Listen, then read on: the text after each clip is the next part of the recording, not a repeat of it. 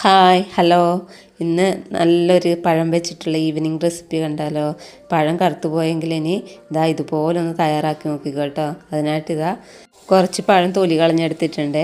ഇനി ചെറുതായിട്ട് ഇതുപോലെ എടുത്തിട്ടുണ്ട്. ഇനി ഒരു പാത്രത്തിലേക്ക് 1.5 സ്പൂൺ നെയ്യ് ഒഴിച്ചതിന് ശേഷം ചെറുതായിട്ട് അരിഞ്ഞ് വെച്ച പഴം ചേർത്ത് കൊടുക്കുക. എന്നിട്ട് നന്നായിട്ട് വഴറ്റി കൊടുക്കണേ. അങ്ങനെ ഇത് പഴം മുഴുവനായിട്ട് നെയ്ക്കകത്തോട്ട് ഇട്ട് കൊടുത്തിട്ടുണ്ട്. എന്നിട്ട് നന്നായിട്ട് ഇളക്കി ഇനി പഴം വെന്തുടഞ്ഞ് വരുന്ന ആ ടൈമിൽ അല്പം ചിരവി വെച്ച തേങ്ങയും കൂടെ ചേർത്ത് കൊടുക്കുന്നുണ്ട്.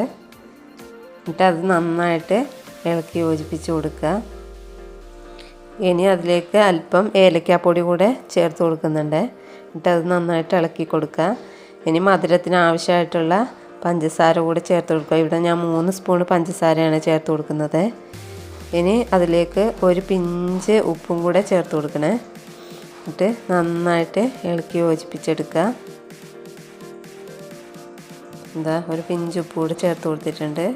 നന്നായിട്ട് ഇളക്കി യോജിപ്പിച്ചെടുക്കുകയാണ്. ഇനി അതിലേക്ക് പൊടിയായിട്ട് 1 കപ്പ് ഗോതമ്പ് പൊടി കൂടെ ചേർത്ത് കൊടുക്കുന്നുണ്ട്.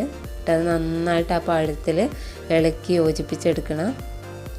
കണ്ടില്ലേ, ഇതുപോലെ ഫുള്ളായിട്ട് ആ പൊടി ആ പഴത്തിൽ പിടിച്ച് വരുന്നിടം വരെ ഇളക്കിയെടുക്കുക. ഇതാ ഇനി ഫ്ലെയിം ഓഫ് ചെയ്ത് വാങ്ങി വെച്ചിട്ടുണ്ട്. ഇതുപോലെ കുഴച്ചെടുത്തിട്ടുണ്ട്.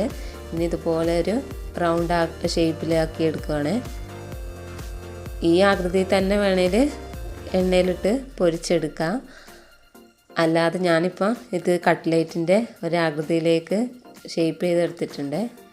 കണ്ടില്ലേ, ഇതുപോലെ ചെയ്തെടുത്തിട്ടുണ്ട്. ഇനി ചൂടായ എണ്ണയിലിട്ട് ഓരോന്നായിട്ട് ഫ്രൈ ചെയ്ത് പോരാം.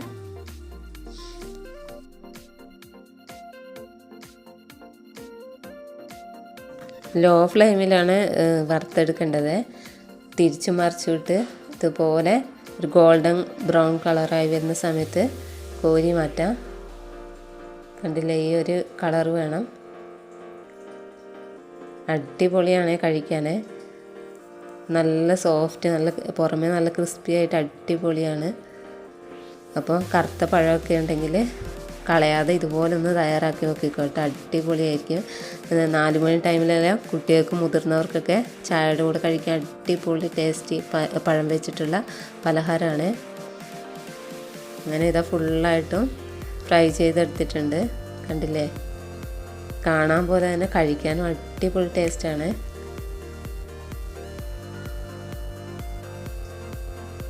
അപ്പോൾ ഇനി പഴമൊക്കെ കിട്ടുമ്പോൾ ഇതുപോലെ ഒന്ന് ചെയ്ത് നോക്കിക്കോട്ടോ. കുട്ടികൾക്കൊക്കെ തീർച്ചയായിട്ടും ഇഷ്ടപ്പെടും. കണ്ടില്ലേ, അകമൊക്കെ നല്ല സോഫ്റ്റായിട്ട് അടിപൊളിയായിട്ട് ഉണ്ട്. ഇന്നത്തെ റെസിപ്പി ഇഷ്ടമായ സപ്പോർട്ട് ചെയ്യാൻ മറക്കല്ലേ. Thanks for watching.